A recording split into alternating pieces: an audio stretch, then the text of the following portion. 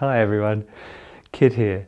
Mr. Schirra and Mike homage have asked me to present a stretch teacher workshop in their fabulous facility called the Foundry in Edmonton. And some of you know that I taught there last year, and I've made a few videos which show the interior of this fantastic gym space. But they also asked me to try and do some selling of this workshop, which is something that I normally don't do. But then when I thought about it, I thought, well, rather than selling it, perhaps I can just explain some of the things about what it is that we're going to do in this workshop that might make it attractive to you. But let me talk about the stretch therapy system first. Firstly, it's a well-proven system. We've had over 20,000 students come through the Australian National University classes in the last 26 years. It's a phenomenal body of research and evidence.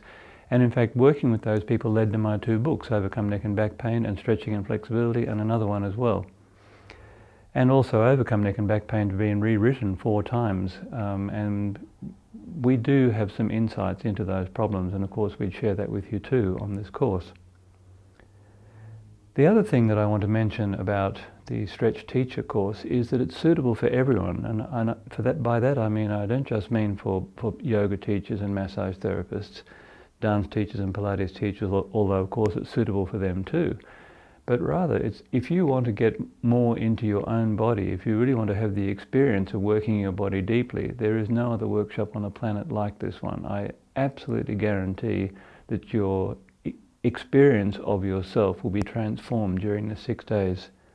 And what you'll learn on a Stretch Teacher workshop is a perfect complement to any therapy you may happen to practice. For example, it's a perfect complement to yoga, it's a perfect complement to massage therapy or body work of any kind, or Pilates. In fact, if you look at our YouTube clips, you'll see that we've got our facility set up inside many Pilates studios and conventional gyms around the world. You will leave this workshop with a deeper understanding of how your body works than you have presently, that I promise you. So, in order to give you a bit of a flavour of what just a single exercise would look like on one of these workshops, I'm going to show you now our approach to the hamstring stretch. Now, everyone wants to stretch their hamstrings, but doing it the way I'm about to show you will feel quite different in the body from any conventional stretch you do.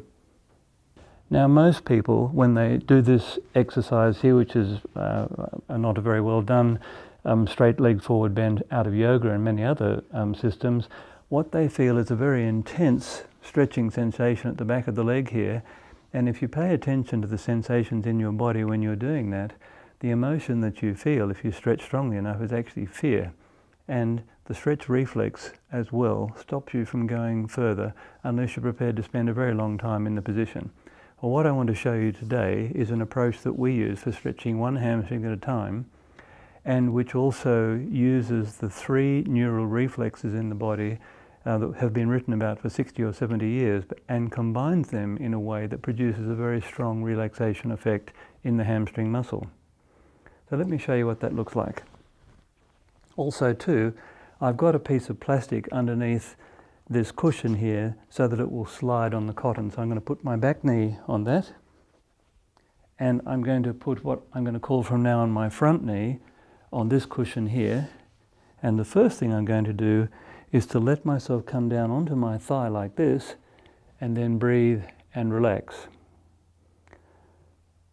Something else that both Mike and Misty said is that the system itself comprises 10,000 tiny details, and it's putting together all of the details that make the difference. So for example, I said, let yourself relax onto this leg here, and then I said, breathe. Now when I say breathe, I mean put your awareness and your attention actually into the sensation of breathing at this very moment.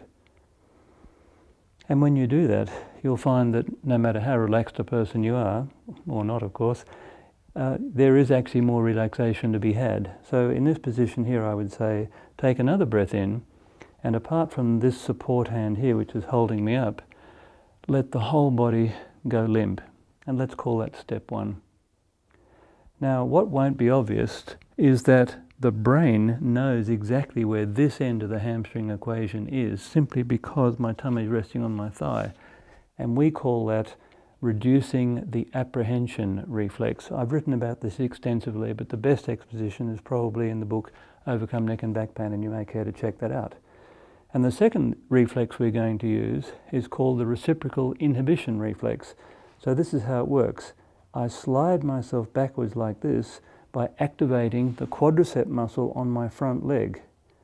And that's what I'm doing now. I'm pushing myself backwards using this muscle, and the act of sliding myself backwards using quadricep necessarily inhibits the hamstring muscle. So I actually get a better stretch than if I had just reached down and held my feet, as I showed you before. So in this position here then, another detail is this hip here I'm going to bring back behind me and bring the hip of the back leg forward. And again, that tightens up the pose and emphasizes biceps femoris, the outer hamstring, which everyone is, that's their tightest hamstring for sure. Okay, so that's the reciprocal inhibition reflex. And the third reflex I'm going to talk about today in brief is what we call the post-contraction inhibition reflex. And this is how that works. This heel here resting on the mat, I'm going to try and pull it back to my bottom. Now when you pull back, don't pull back too hard, just pull back hard enough to feel which muscles are working, and you might be surprised to find that that action activates the internal and the middle hamstring, and if you pay attention you can feel that very clearly and directly.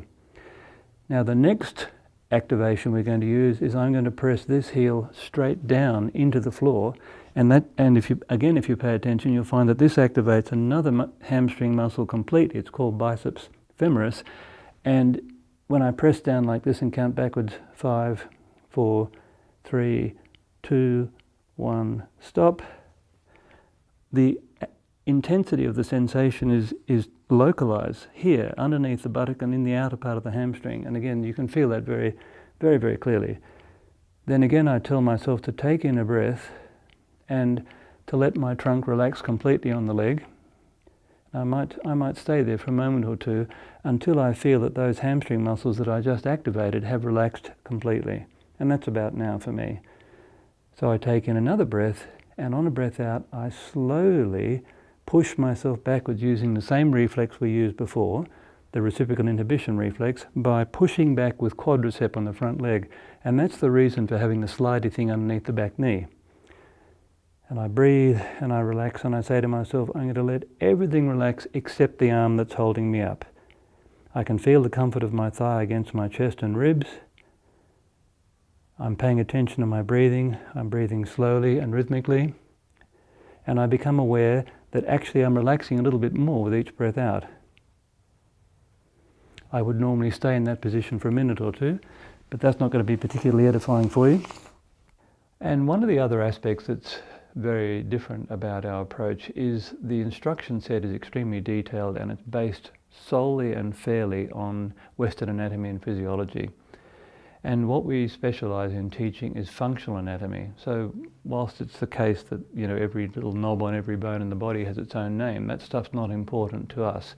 What is important, for example, is how to put the body into a certain position and alignment that will guarantee that the hip flexors are stretched properly.